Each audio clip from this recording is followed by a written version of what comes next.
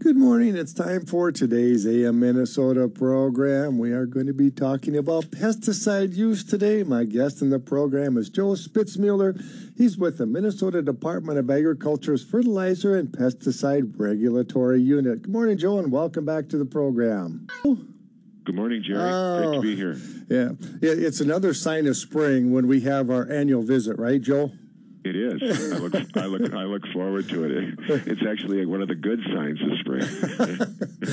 This morning was awfully cold. Yeah, I think it's nice to review some of the basics and then go over any new regulations or new twists that farmers should be aware of. We've gotten a lot of the corn in. Some herbicides have been applied, but boy, here pretty quick, a lot of sprayers will be going. Yeah, that's right. That's what the reports are. A lot of corn has already gone in, and a lot of fertilizer, a lot of pesticides are going down. Beans will be coming up soon. Hopefully we'll get some warm weather. Well, let's go over some of the basics. We have to take a break for the market here in about 2.5 minutes, Joel, but maybe the average consumer doesn't realize it, but farmers using pesticides, it is highly regulated. We have lots of rules to follow. Lots and lots, both state and federal. We could start with the pesticides themselves, Jerry, if you want. Sure. All products, all pesticides, of course, these are weed killers, these are insect killers, rodenticides, all of these is a general class of products that are used to control pests, and pests can be a lot of different things, from weeds to insects to every other kind of pest. And they're all of these products that are used are approved by the federal government, the EPA regulatory agency. They're also registered here in the state of Minnesota. So whether these are products that are used on the farm, by a commercial structural pest control applicator, let's say, or by a homeowner on their own lawn, those are products that are registered by both the federal government and by the state of Minnesota. And they come with labels, and the labels are critical.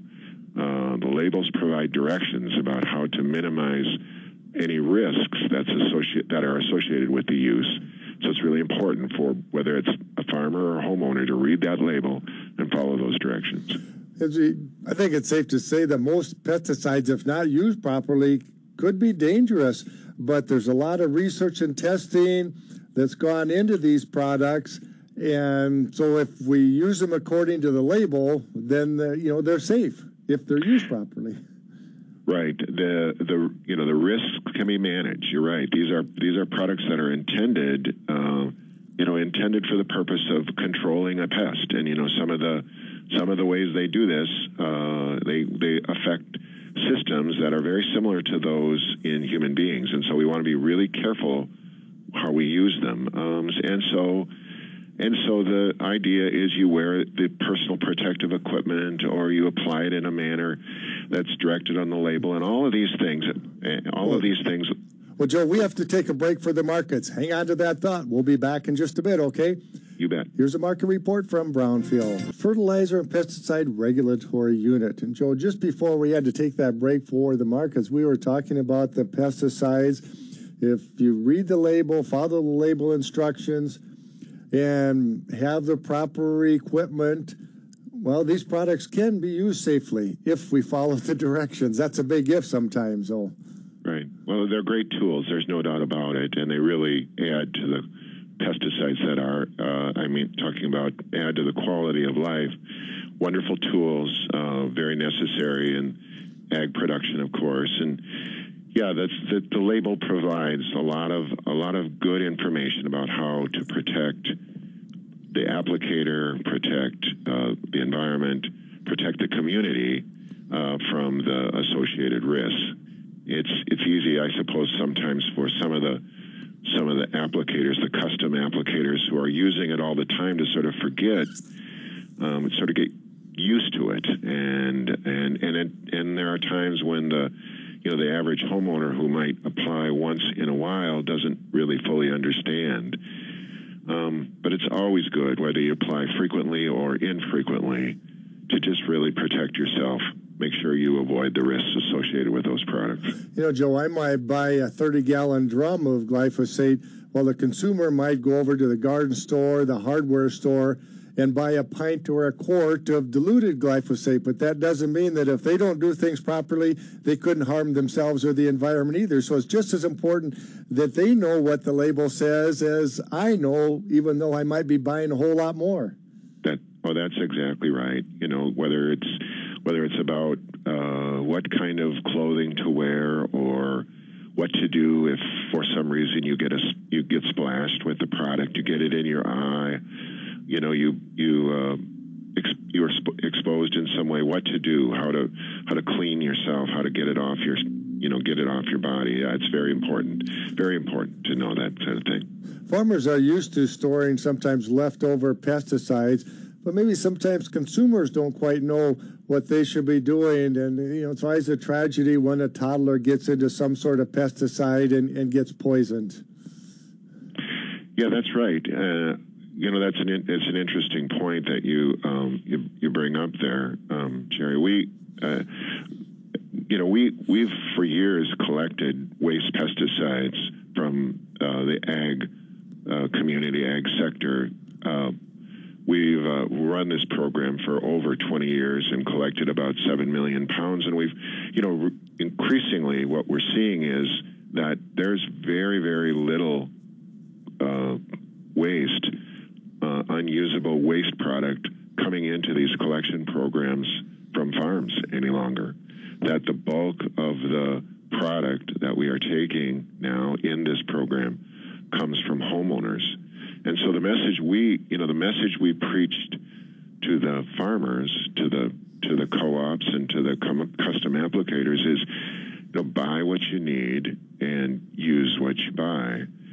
And, you know, I think largely that's a message that's been heard and adhered to, but we need to start providing that same message to homeowners, because there's just a tremendous amount of these products that you talked about, these lawn care products that a homeowner will buy a quart of or maybe a half a gallon of, but only use a small amount, and then they won't know what to do with it.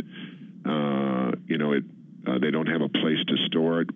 When it gets cold, that's heated, so the product freezes and becomes probably less effective. And they don't know what to do with it, so they wind up with it. So they wind up bringing it into a collection program, as those run by counties, and it's really an awful lot of it's just this excess material out there that people should think about before they buy. Do they really need that quantity of material? None of us like to pay taxes. I probably like paying taxes less than most people, but there's one tax that I don't mind paying.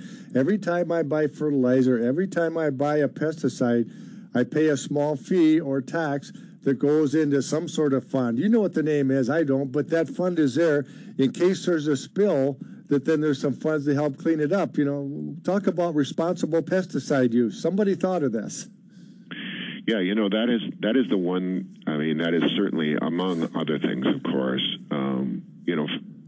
The agricultural community are good stewards, and they really, for years have been supporting programs that clean the environment, make the environment clean. So they do pay these fees. They do pay these surcharges. You know, the waste pesticide program is one I just described. There are fees that are paid associated with that support that program. And in fact, before we leave that, if I could, Jerry, just mention that whether you have ag waste or household waste, I would say in your listening area, you can dispose of that through a county household hazardous waste program. Unless it's a very large quantity, you generally don't need an appointment. These are regular operating hours. You can bring that material there, and you can dispose of it safely and properly at really no cost to you. There are other programs too. That the Agricultural Chemical Response and Reimbursement Account, I believe, is the one you were referring to. That's a fund that over the life of that program has spent about $36 million cleaning up spills. Again, supported by these fees that are paid by agricultural producers. There have been about 1,200, I believe, is the number now, properties that have been cleaned up. That, it might have been a tornado, it might have been a flood, it might have been a fire, it might have been just a broken piece of equipment that, and product was released. And some of those are catastrophic in nature. Some of those are kind of enormous spills, and some of them not so much. You frequently hear of a tank that releases on the road. In fact, we were dealing with one of those this morning. But the program, the ACRA, the Agricultural Chemical Response and Reimbursement Fund, is there to help the responsible party pay for the cleanup of that spill. I remember what you once said a number of years ago, Joe. It's not against the law to have an accident and have a spill, but it is against the law not to report it to the duty officer. And that's exactly right. So we strongly encourage folks to report those spills. They can. It's a fairly easy system. They will call a number. My hunch is that there are some of your listeners out there that have got little magnets sitting around, or maybe a pen with that duty officer number on it. But it's an easy call to the duty officer, basic information, and then someone from the department, if it's a pesticide, someone from the Department of Agriculture will get back in touch, discuss what's needed to remediate, to clean up, and to move on. So it's a good system, has worked well. And I'll just give the number once now and maybe once later, but the number to report is 800-422-0798. And there's somebody there, that duty officer. You'll talk to a live body 24 hours a day, right, Joe? That's right. 24 hours a day, someone will be there. And of course, they're getting calls on all sorts of spills. And so, these are, when you hear about some of these major incidents happening, somebody is making a call to that duty officer, and when it's a pesticide, someone from the Department of Ag will return that call to that caller to make sure that to help in the remediation of the problem, which is part of the reason why it's not only good to talk about call-in, but talk about thinking about planning ahead, because these things happen of course, when you least expect it. Nobody plans to spill, nobody plans to have an accident, but it's good to think about what would I do if something bad happened, if I did have a release, if one of my pieces of equipment failed, if God forbid I had a fire in my facility, what would happen? And so it's always good to have plans, and we call them emergency response plans. And that would be, some of that plan might be just tracking what it is you have in storage, or what it is you have in that tank on your truck. Who would I call? If I had a spill? How do I contact? Is it a 911 call, or how would I contact my local responders? Should I let my responders know, these first responders that would, generally a fire department, should I let them know what it is that I have on my farm? So planning ahead is a really it's a real key to a successful recovery from a spill. I don't know if it's required, some sort of containment facilities when farmers are storing pesticides and fertilizers on the farm, but I see a lot of farmers with them, Joe. I was just driving by my neighbor, and he had some big white tall tanks. I'm pretty sure he was storing liquid fertilizer in there. and I could see from the road that he had a metal container all the way around that. So if one of those tanks started to leak or there was a spill, it would be contained right there. So I don't know if it's required or not, but farmers are really stepping up to be proactive too. Yeah, and there's no doubt about it, Jerry. They are good stewards. That's what I said earlier. And if they're storing more than 600, actual gallons, regardless of the tank. I said 600. I meant 6,000. These are actual gallons. So if they're storing 6,000 gallons or more, they need. I guess it's actually more than 6,000 gallons. They'll need some sort of a containment permit, that sort of thing. If it's under that, no. And, product is usually on farms. It's coming in and out so fast that many farmers don't reach that. But they may. And so sometimes additional requirements kick into place if they're storing very, very large amounts. But overall, I agree with your comments that they are good stewards and they are stepping up. One of the things we have to be careful about these days, Joe, is purchasing pesticides outside of Minnesota, whether it's on the internet and a truck just delivers it to your farm, or maybe you happen to go to a retailer just that happens to be right across the border. You have to be careful about products because I know it's happened that maybe a product is approved by the EPA, the USDA, but yet the Minnesota Department of Agriculture had some concerns about it, so it wasn't approved for use in Minnesota. Yeah, that's right. I mean, there are many products that are, each year we register for use in the state somewhere in the neighborhood of 12,500 pesticide products. It's a lot. There are many more products that are registered in other states, and you can understand that because conditions are different. Other states don't necessarily, let's say, have the same water issues that we have here in Minnesota. So there are some products that would be appropriate in one area that would not be appropriate for use here if it would readily leach or in some way be a threat to a groundwater or an area where there was a high water table. So you can understand why there are products that may be registered in some states but not here. But you're right, there are some of these products being made available on the internet. People may have heard of these products, and they may be effective, of course, but just not appropriate for use here. So that's why we have a registration system in place that mentioned a little bit earlier. Products are registered both federally, but they're also registered in state. Those products that can be used practically, that have benefits with minimal risks here are registered. Those products that have high risks here in Minnesota are not registered.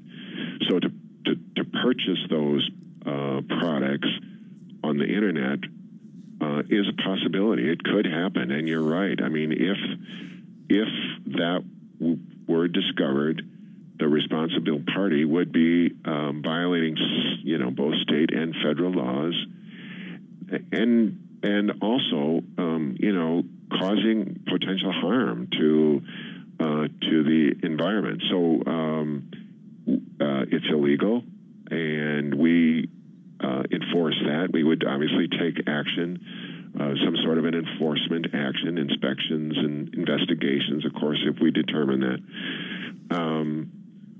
But it's not good practice, and it's not good stewardship. We should probably define, too, the first time you told me this, I was stunned at what the definition of a spill is. It's not very much. No, it isn't. It isn't very much. For a lot of people, it's simply just what that is.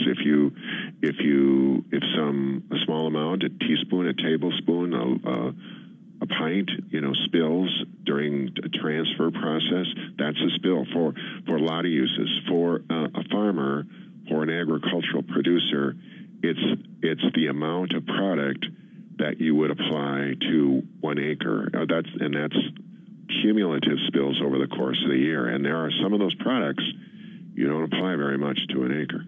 Yeah, sometimes a couple, 3 ounces an acre. That's right.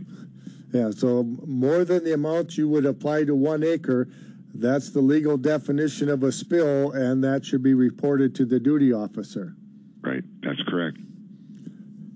I wanted to ask you too, Joe, about proper storage of pesticides that are carried over. Are there any special regulations there, or how much pesticide you might have in your shop or in your shed for a short amount of time? Are there special requirements there too for containment if there is a fire or a spill? You know, we always recommend. You know, the requirements are no storage in areas where there are open drains. We're certainly really concerned about any of that kind of product getting out into water, into the groundwater, into a stream. So there are requirements in that regard. Most people store in secondary containment. I've seen some really wonderful pictures of storage facilities, farm storage facilities with, you know, really clean as a whistle and well kept. I've seen some areas that look, frankly, like catastrophes. But you know, in general, I would say go back to that old adage you've heard. You know, buy what you need and use what you buy. Try to minimize the amount that you would carry over. Carrying over products is difficult. You know, and most folks, you know, those farm we're talking about probably will have some sort of more likely to have heated storage. But you know, the longer you keep a product on the shelf, the more its efficacy would be in question. And you can ask any pesticide dealer that probably will tell you that same thing. Efficacy goes down as time in storage increases. We only have about 3 minutes left, Joel, but wanted to ask you too about a topic that we're hearing a lot about in the media with the pollinators. And I've seen some herbicide or pesticide companies doing some things trying to help with the pollinators. Yeah, you know, thanks for the question. That's a good question, and you know, we hear a lot about it, and there's a lot of concern about the decline in the pollinator populations. The term that you hear a lot is the colony collapse and that sort of thing. But there's a decline in pollinators, which are really critical in agricultural production in many crops. You know, what message that I'd have for farmers is for the most part, you know, one of the areas to watch for is that dust, planting dust. You know, and I think in your area, I'm assuming that much of the corn is in, and that's really a one critical time. We see some bee kills related to the dust that results from corn planting. So the things that you can do to minimize that dust are really worthwhile. Not so much in soybean planting, but you know, the products are the same. You want to minimize the dust whenever you can. And then the other critical time for people to be thinking about is if it's an aphid year, if it's a year where there's aphid spraying, that's another time of year where we see some bee kills associated with. So that dust from corn planting and those soybean aphid time spraying for aphids, those are times when we have seen pollinators get killed as a result of those activities. Joe wanted to quickly mention, too, that if a farmer or even a homeowner has any questions or concerns, you could ask about the use of that product, where you purchased it, if they aren't real sure. There's no such thing as a dumb question. Call the Minnesota Department of Agriculture. That's correct. We've got a lot of information about all of these topics on our website, and we've got people here who are happy to talk about them. And if you do have a spill, better than having this written down somewhere, put it on your cell phone or speed dial. The duty officer, 24 hours a day, someone will answer the phone, 800-422-0798, right? That's correct.